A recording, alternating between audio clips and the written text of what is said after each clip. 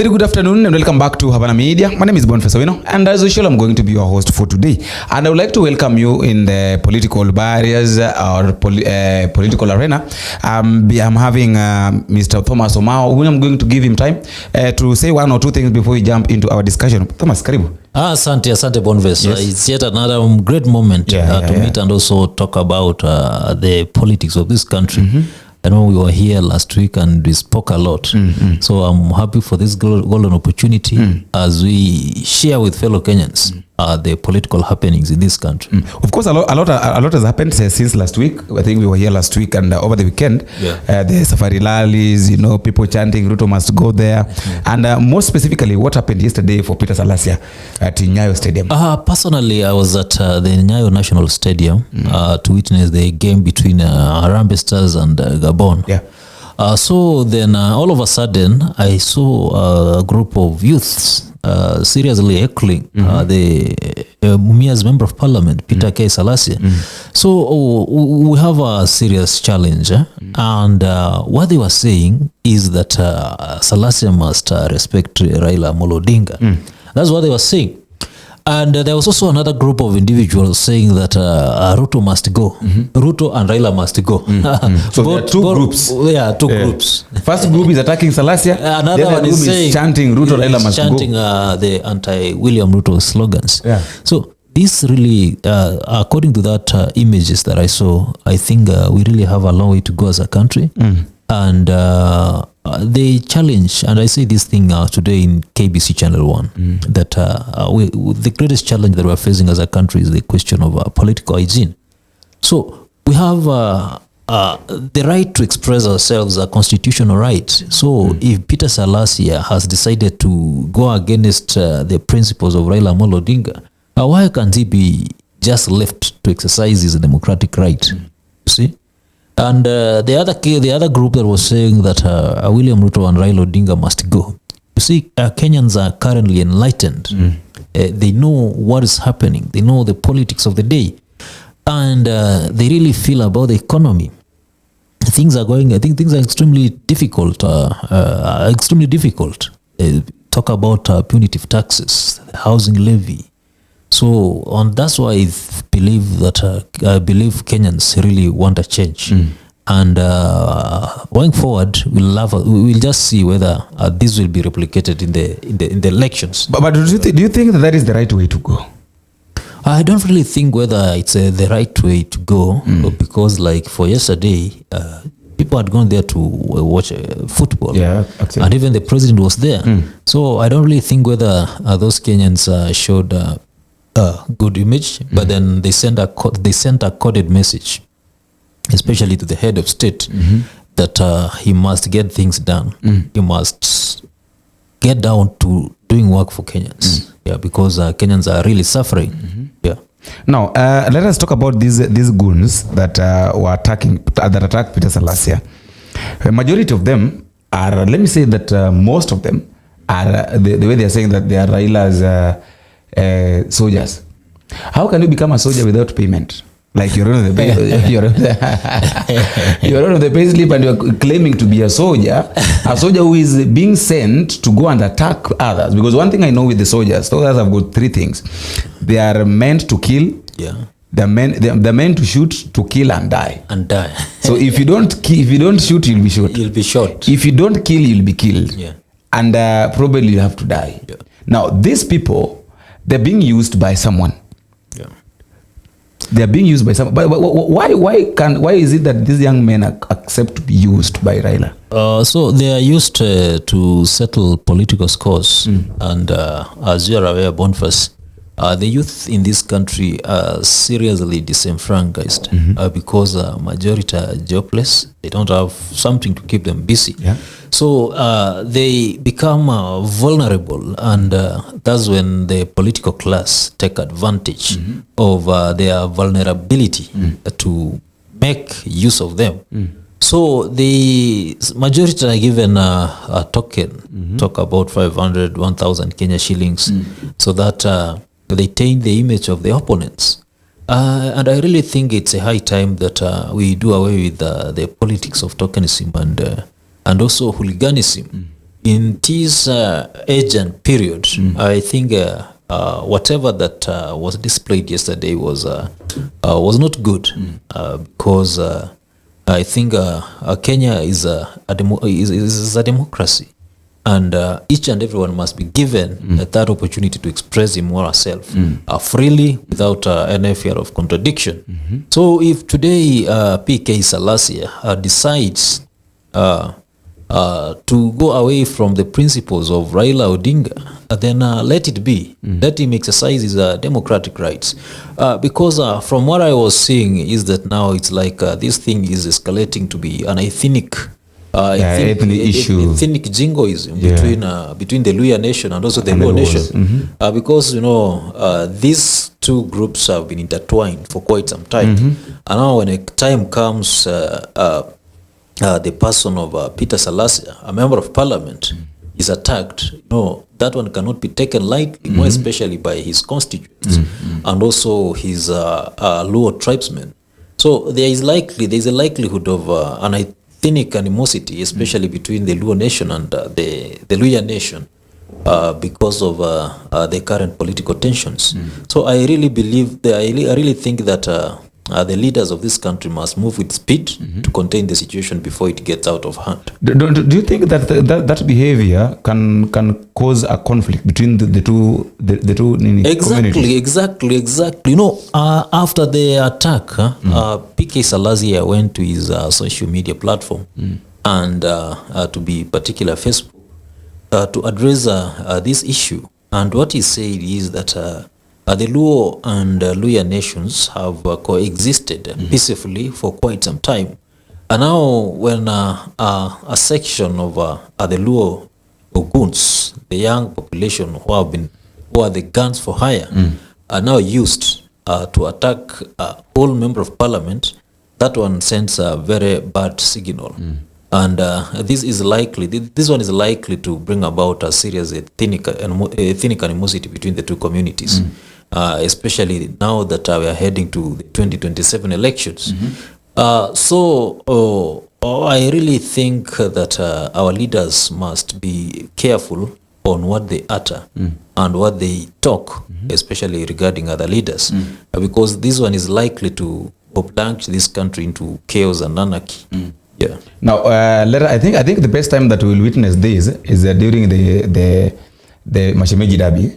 Yeah. I think it's coming. Exactly.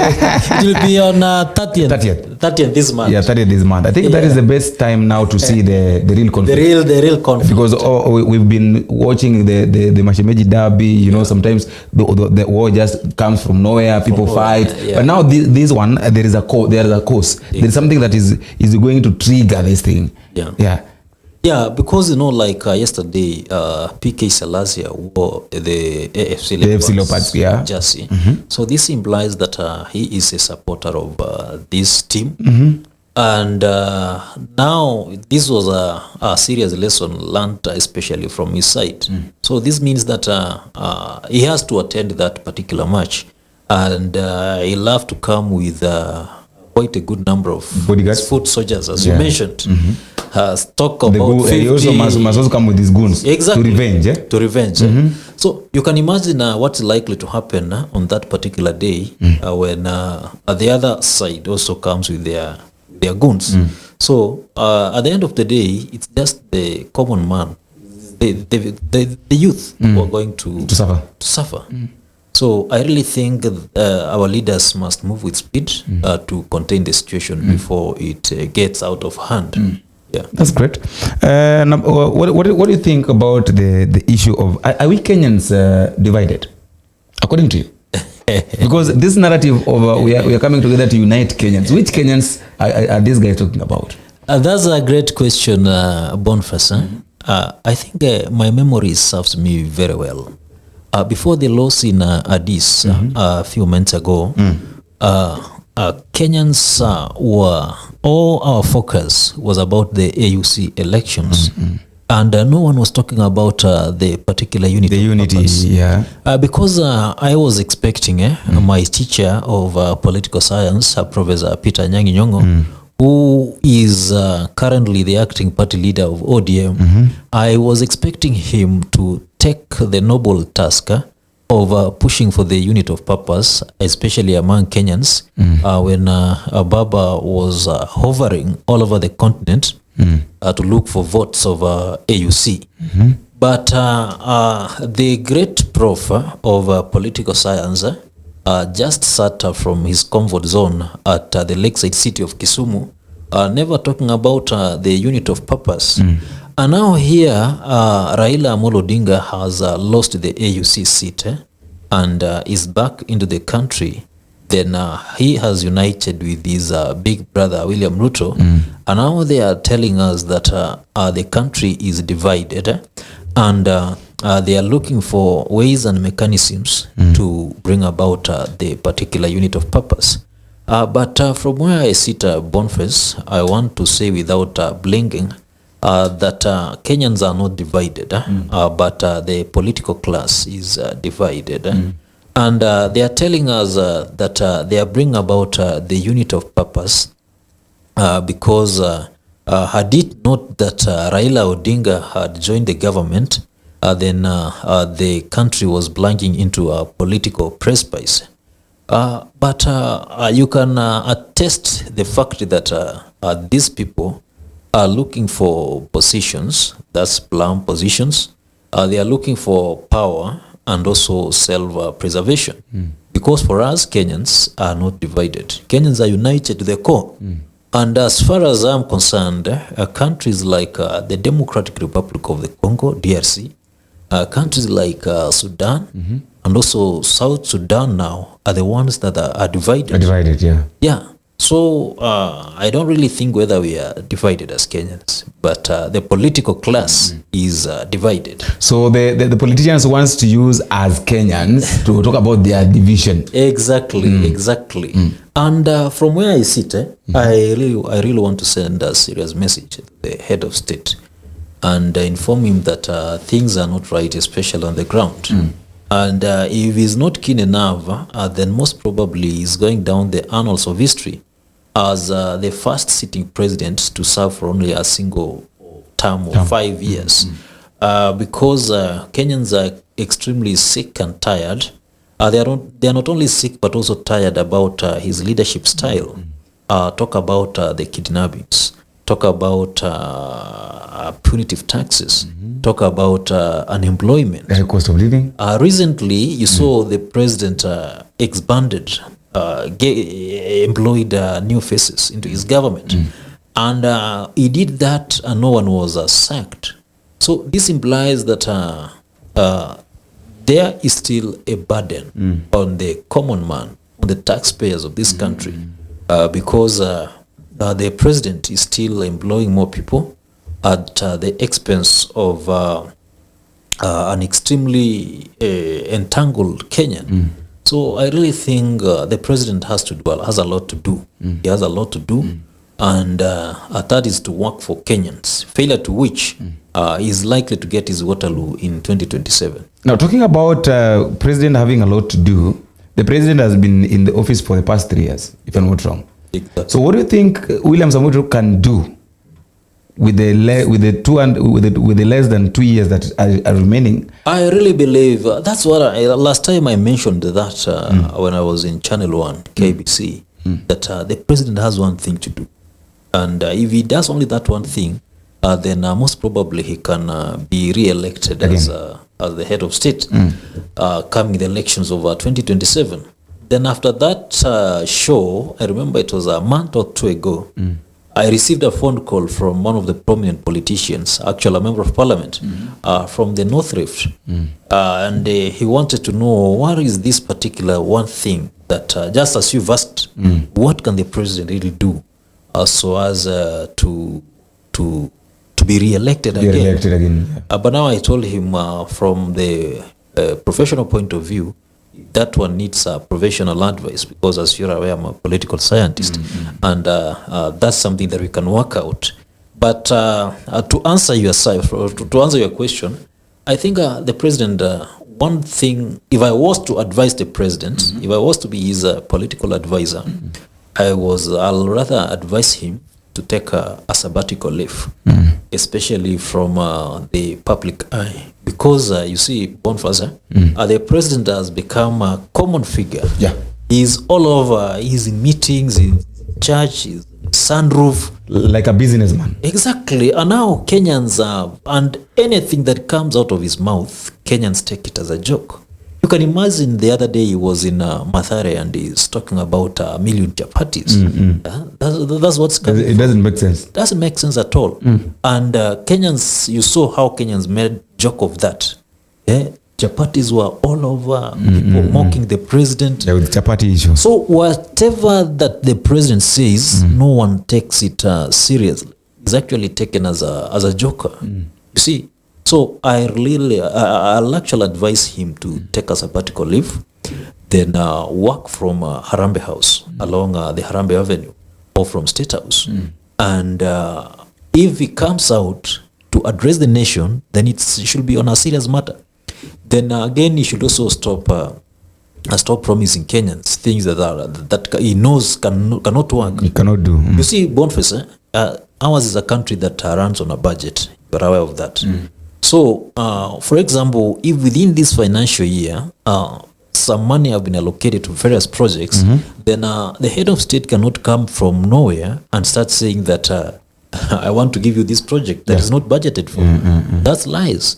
So I think the president has become so how can I put it? He's so common to the common man, and he's just everywhere. He's available, and Kenyans really feel that he's not up to the task, and whatever that it comes from his mouth, not taken serious. Even something that is open, that is open, can see that this one can work. Yeah, Kenyans see it as a lie, and you know that one is very dangerous. Very dangerous. So I really think that the president has the political advisors of the president have some great homework to do. So if at all they want to deliver, the president come to elections of 2027. But as I told you, I work with at the Center for Research and Consultants. That's one of the largest political consultants firms in East Central Africa. I really think if the president and his men approach us, then we can advise him on 2 or 3 areas that he needs to do so as to recalibrate on his image going to the elections of 2027. Wow. Yeah. The other time we saw Raila Odinga at the State House.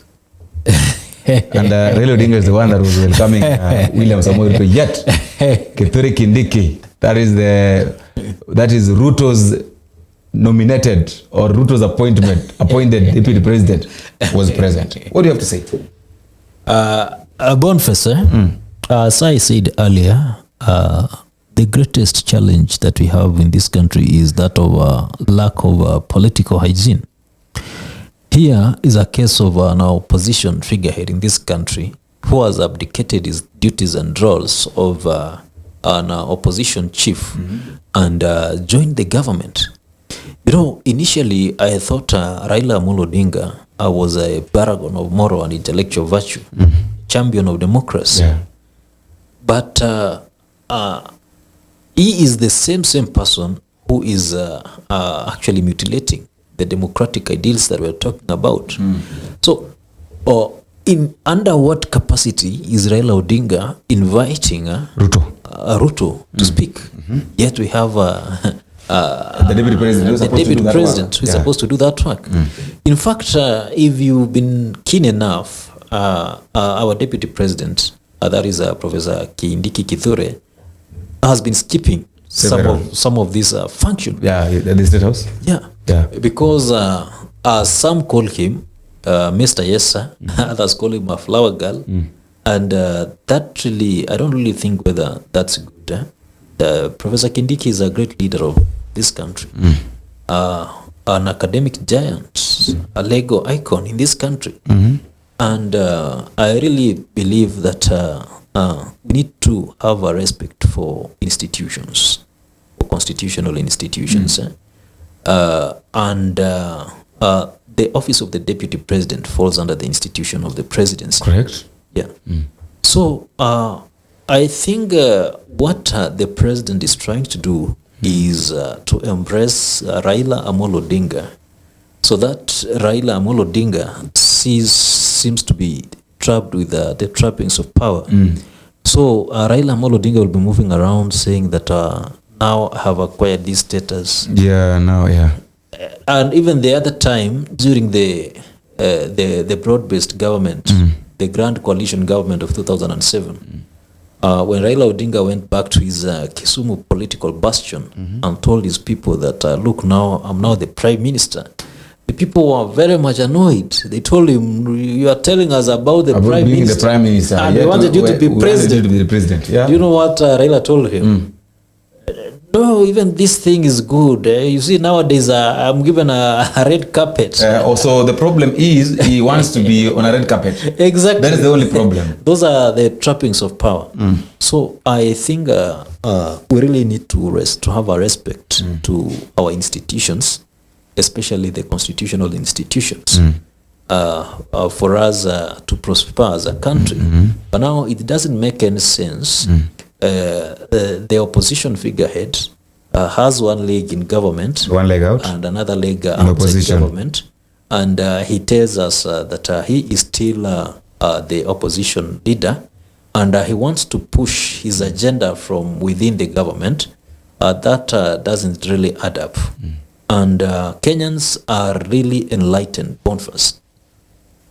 So I can say that Raila Odinga has found himself in a corner that coming out of that particular corner will be problematic, and it will be a Herculean task, especially to his side, because most Kenyans have seen him to be part and parcel of the oppressive regime that has been making life extremely tough for Kenyans.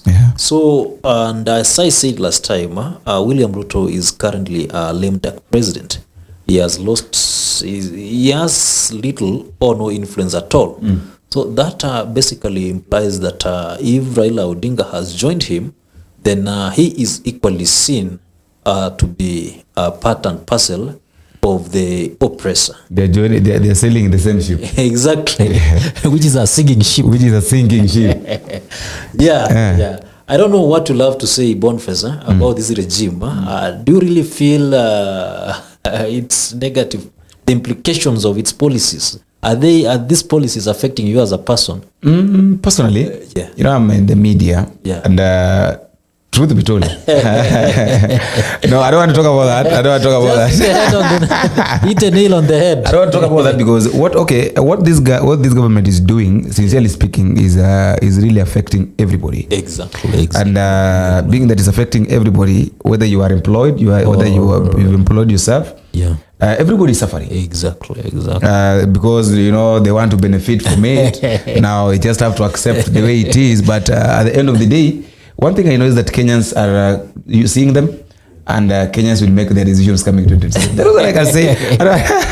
Now, see, last time, I'm sorry to say that I'm not becoming the. It's okay. You can just. I was with a friend of mine, and I asked him the same question that I've asked you, and about the general style of leadership of this government. He's from the he has a background in economics. And I asked him, suppose you are now taken to Treasury and made the cabinet secretary for Treasury. What would you do? Will you turn things around our economy in the remaining 2.5 years? And the gentleman said, no, I'll never take that. I'll never take that. Anybody, what I realize is that anybody who associates himself with William Ruto's government, you are doomed. That is a fact. I think what happens is that those around him, we know from the literature point of view back in high school, we were told how to know about a character of a person, characterization. And by then we were told that you know about the character of a person through what people talk about him, or through what you personally they talk. So those around the president have been saying that he is a know-it-all gentleman. He knows everything within all the ministries. A PhD holder. It dictates everything. Yeah, PhD holder knows everything, of course. So people don't work independently. Even the experts within various dockers, they don't have that monopoly of power to do whatever that they are supposed to do. So I really urge the president to let individuals work freely so that they can deliver Kenyans. Of course, you say he's a PhD holder. I was also saying that, which I don't know. I don't know. We don't know the school, but we just have to accept that he's a PhD holder. Yeah, but even PhD holders have a specialization in a particular field, and medicine. Exactly. Yeah. So we have experts in economics.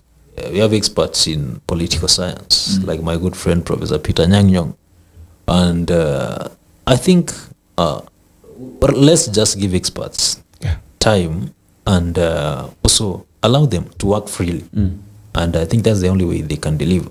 What is your point? Okay, what is your thought concerning the ground in 2027? Ruto Raila the ground 2017 election. Possibilities of Raila Ruto winning, if at all they will be in the ballot. I think it will be extremely difficult. Especially going by the current situation. Like I told you yesterday, I was at Nyayo National Stadium for the game between Harambee Stars and Gabon. And that venue was packed. It was full to the brim. Everybody was there. People were there. And now immediately the president jetted inside that facility. Then many people started chanting, Ruto Raila must go. So the mood changed. It changed completely. So this basically implies that the ground is really shifting. It's really shifting. You know, William Ruto was elected on a platform of uplifting Kenyans, especially those. That was a campaign. He was elected on that platform. Then immediately he was elected, he changed the narrative, brought in positive taxes, talk about housing, talk about, you see, all those. So we have the largest constituents of voters that have pay slips, and I think these are the ones that are likely going to punish William Ruto because of his tax policies. The tax policies. They really think that he's not doing them justice. So you're being paid. So the election of 2027 will be the election of the Kenya Kwanza regime against Kenyans. Against Kenyans.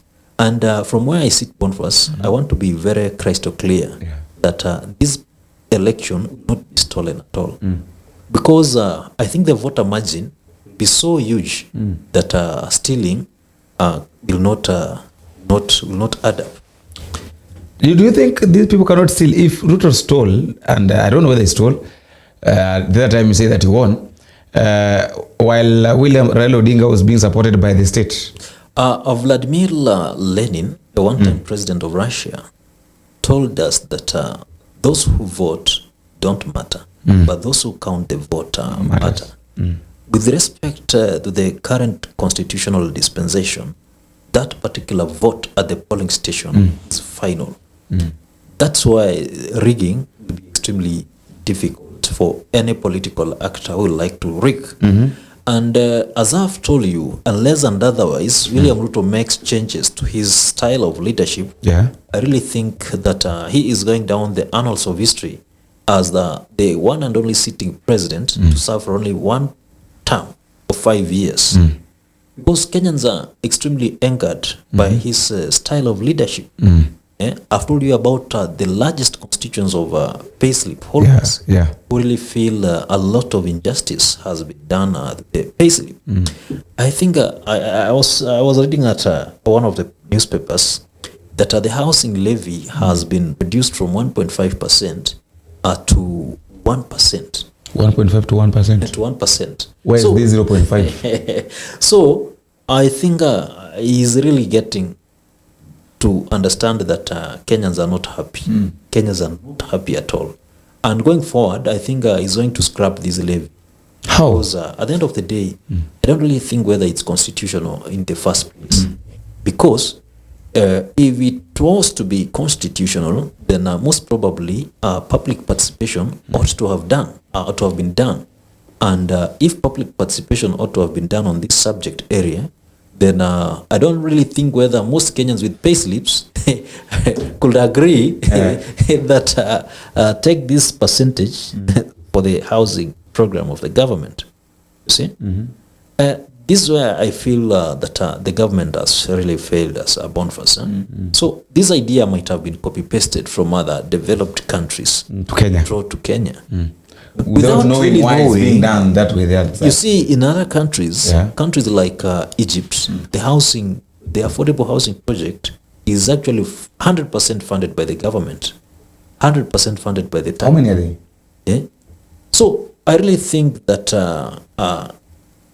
the government needed to have done a due diligence on this whole project because it's one of the projects that is really tainting the image of this regime. And I believe Dr. William Samoei Ruto is an intelligent gentleman. He's an intelligent fellow. And if he really wants to be re-elected in 2027, then he needs to sit down, fast track all his policies, then reverse some of the policies which are working against Kenyans. Yeah. So you think that revising, going through these policies can be a very good help? Most probably. Kenyans might, for example, if he scraps all the punitive taxes, removes the housing levy, talk about this share nonsense that is not working, then Kenyans might have a second thought. But how do you think he's going to do that, yet he knows very well that is where he's eating? How do you kill someone who is cooking for you and expect to eat? How? So, and I also believe that we don't have an opposition in this country since Raila Odinga joined the broad-based government, the bread that is not based. I have not really seen the impact of Stephen Kalonzo Musyoka talk about Martha Karua. Actually, I was to ask you that.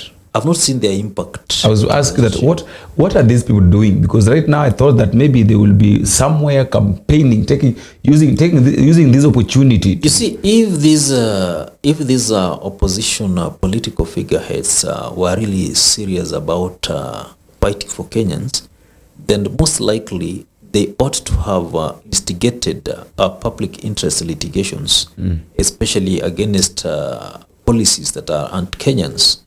That's when I'll really see that they are serious about opposition roles. Because currently Kenyans are just left to fight for themselves. And from where I sit, we have the social contract theory.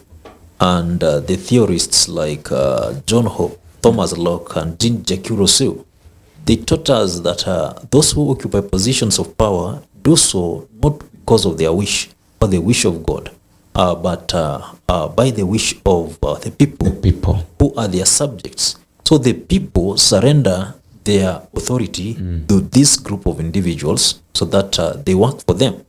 But now here is a case whereby those elected by the people fail to perform their roles.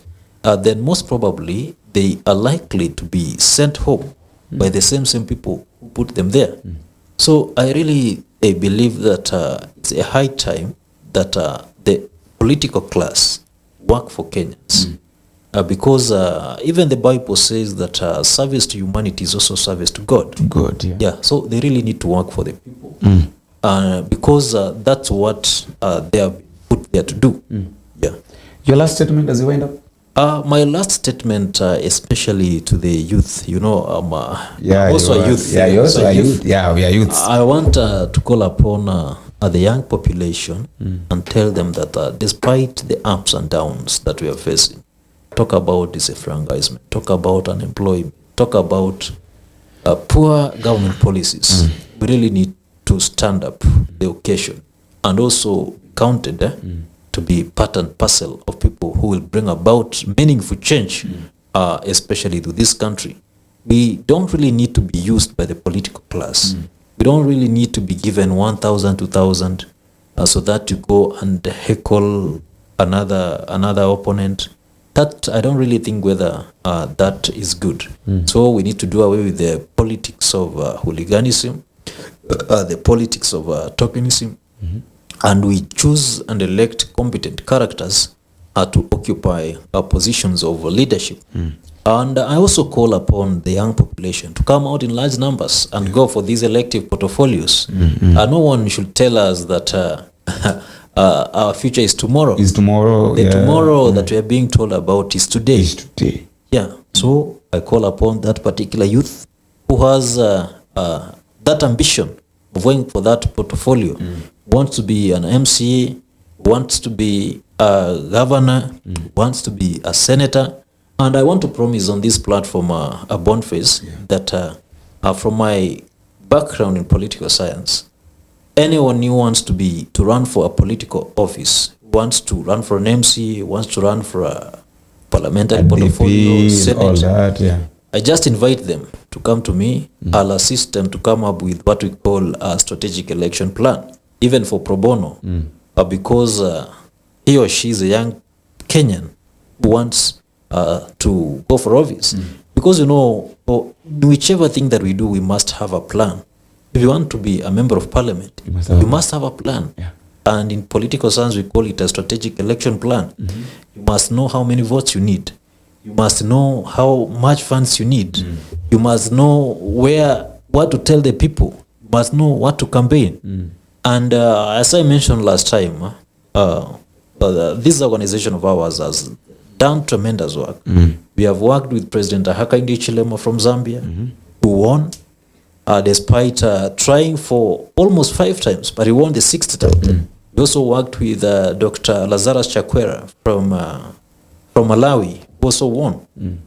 So I want to urge our young population to rise up to the occasion and go for these portfolios, because the tomorrow that we are being told is just today. It's just today. Yeah, Boniface. What I can say is that when the forest is dry and the king of the jungle, of course, we know is the lion. Is looking for what to eat, there is no single day that the king of the jungle will bow down to eat grass simply because there is no flesh. So, in other words, I'm trying to say that we as Kenyans, as the young generation, let us not bend down to the leaders who cannot hear our cries simply because we feel like they're the only people that can give us hope. And until we meet again in the next video, if it is possible, I have been your host, Boniface. Bye-bye. Bye-bye. Imekuwa sawa bro. Hiyo iko sawa, short but direct to the point. Direct to the point. Mmoja siku nataka nichukue time yako pia hiyo meeting. That's why iko saa ngapi hapo? Ni saa 9:30. Hiyo iko sawa. That's why end pia hivyo. Sawa. I just feel exhausted. Ndio nimeona. Hizo ni zote.